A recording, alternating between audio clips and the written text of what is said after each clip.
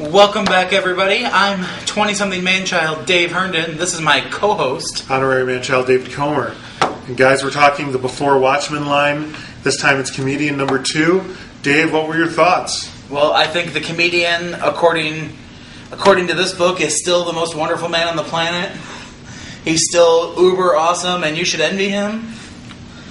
Just like we learned in issue 1, he's better than you, he's better than me, he's better than everybody. Except now he wants to kill the Viet Cong and anybody else that gets in his way. Yes, because the comedian is such a master of badassery, and he craps bullets for breakfast, and he eats broken glass for sugary snacks, and he's best friends with the Kennedys, and he's never done a bad thing in his life that he didn't cackle like a madman over. And by the way, he's just a badass. If I left that part out. In this tome, we find out that given the trail of blood and the missing in action kind of frame up, yes, this is him in Vietnam, and yes, Dave, it feels just like home for him because of the chaos. He loves the killing, and he kind of is like a little baby taking his first breaths. Well, you know, kid, you don't need your orders when I'm around. Your orders are just to kill those guys. Okay, here we go. Classic example. He's killing a VC soldier right there at the top with the knife, and he's smiling while smoking a cigar as he does it. And after you hear shtick of him pulling out the blade, he's taking a swig from his flask while still smoking a cigar. What I believe, ... is I'm gonna light it here. I don't know. As the most interesting man in the world says, I don't always kill Viet Cong, but when I do it with my knife. And by the way, while I'm smoking a cigar and I'm drinking from a flask, because I'm a badass and I'm the comedian. And you know, it just gets to a point where it gets old, and it's a very cool character and stuff.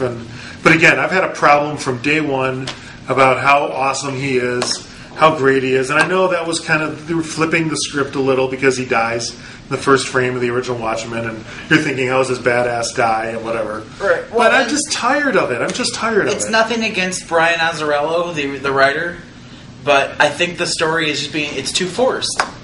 Like I think they gave him too much to go out, and he's not being allowed to breathe creatively. He's having to stick to such a tight script about the character. I don't care anymore. And this is one of the 6-issue short runs where a lot of the other ones are getting 4 issues.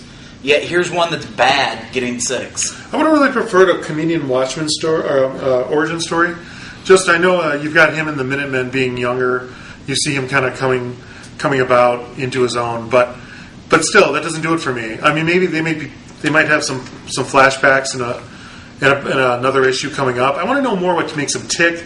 What makes him the sociopath, psychopath, bastard who loves to kill, but we don't really find out. We just see him doing his thing, and he's smoking cigars and banging babes, and another issue I have with it enough. In the original Watchmen, we already see the flashback. We know he was in Vietnam. I wanted to know something about the character I didn't know. Again, we're going over, well-tread path here. So I'm going to give this one a C-. I mean, there's just not a lot of redeemable qualities there other than a few panels of decent art. Yes, really like the art. Go C- as well. Again, comedian, and really I thought this was a step down from the first issue.